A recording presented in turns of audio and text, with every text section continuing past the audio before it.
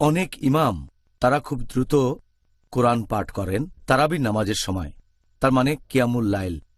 এছাড়াও তারা খুব দ্রুত রুকু আর সিজদা করে, এতে করে জামাতে থাকা অনেকের জন্য নামাজ পড়াটা খুব কঠিন হয়ে যায়।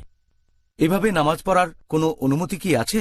ব্যাপারটা খুব কমন, অনেক মসজিদে দেখা যায়, কারণ তারা রমজানে তারাবির নামাজে পুরো কোরআন শরীফ খতম দিতে চায় আর তারা তাড়াতাড়ি করে নামাজ শেষ করতে চায়, সেজন্য খুব তাড়াতাড়ি করে নামাজ পড়ে। আর অনেক সময় দেখবেন যে তারা রুকু আর সিজদায় খুব অল্প সময় ধরে থাকে। একবার আমি এরকম একটা মসজিদে গিয়েছিলাম, সেখানে নামাজের মধ্যে ইমাম যখন সিজদায় গেলেন, আমিও সিজদায় গেলাম, তিনি একবার উঠে আরেকবার সিজদা দিলেন। আমার প্রথম সিজদা শেষ আর ইমামের দ্বিতীয় সিজদা তখন।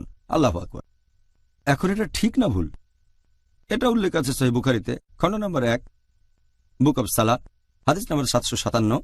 একবার আমাদের নবী মসজিদের ভেতরে গেলেন, আরেক লোক নবীকে অনুসরণ করল। তারপর নামাজ পড়া শেষ হলে সেই লোক নবীকে সালাম দিল, আসসালামু আলাইকুম। নবী তাকে উত্তর দিয়ে তারপর বললেন যে তুমি আবার নামাজ পড়ো, কারণ তুমি নামাজ পড়োনি। সে লোক আবার নামাজ পড়ে নবীর কাছে ফিরে আসলো। নবী তখন বললেন, তুমি আবার নামাজ পড়ো, তুমি নামাজ পড়োনি। সেই লোক তৃতীয়বারের মতো নামাজ আদায় করলো, তারপর নবীর কাছে আসলো। নবী আবারও বললেন, যাও নামাজ পড়ো, কারণ তুমি নামাজ পড়োনি, তৃতীয়বার। তখন সে লোক বলল, এর চেয়ে ভালো করে আমি নামাজ পড়তে পারবো না, হে রাসূল, আমাকে শেখান কিভাবে পড়ব। তখন নবী তাকে বললেন যে তুমি তাকবীর দেওয়ার পরে দাঁড়ানো অবস্থায় বিভিন্ন সূরা পড়বে পবিত্র কোরআন থেকে, যেগুলো অন্তর থেকে জানো, কোরআনের যে সূরাগুলো তুমি জানো সেগুলো পড়বে। তারপর তুমি রুকু করবে এবং রুকুতে গিয়ে প্রথমে তুমি সুস্থির হবে। তারপর বলবে সকল প্রশংসা আল্লাহর সুবহান রাব্বিয়াল আযীম, যতক্ষণ না সোজা দাঁড়িয়ে সুস্থির হও। তারপর তুমি সিজদায় যাবে শান্তভাবে, যতক্ষণ না সুস্থির হও। তারপর বলবে সুবহান রাব্বিয়াল আলা, সকল প্রশংসা আল্লাহর যিনি সবার উপরে, 3 বার। তারপর তুমি উঠে বসবে যতক্ষণ না সুস্থির হও, আর এভাবে নামাজ পড়ে যাও।